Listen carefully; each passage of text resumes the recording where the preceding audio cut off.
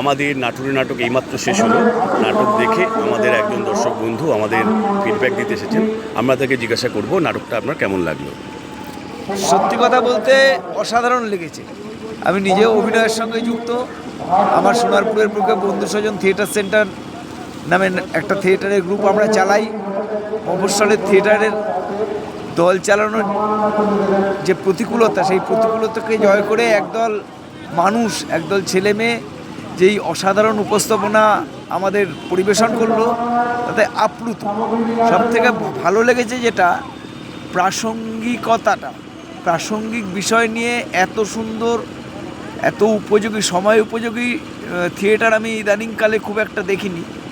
আমি খড়দহ আইরিকে এবং নাট্যকার এবং পরিচালক অমিতবাবুকে অন্তরের অকুণ্ঠ ধন্যবাদ জানাই, অভিনন্দন জানাই।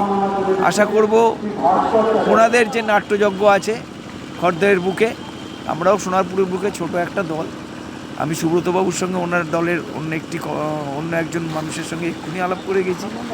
আমি ওনাদেরকে অনুরোধও জানিয়েছি, যদি সুযোগ পায়, সুযোগ দেন ওনারা, আমরাও চেষ্টা করব এবং আমাদের কোনো অনুষ্ঠানে আমরাও ওনাদের আবার চেষ্টা করব। এবং এখনও পর্যন্ত বলতে পারি, পরবর্তীকালে যদি আর ওনাদের অন্য কোনো প্রযোজনা দেখি বা না দেখি, আমি এই নাটকটাকেই আনতে পারবো। খুব ভালো লেগেছে, খুব ভালো লেগেছে। প্রত্যেকের এত সাবলীল অভিনয় আমি মুগ্ধ করেছি।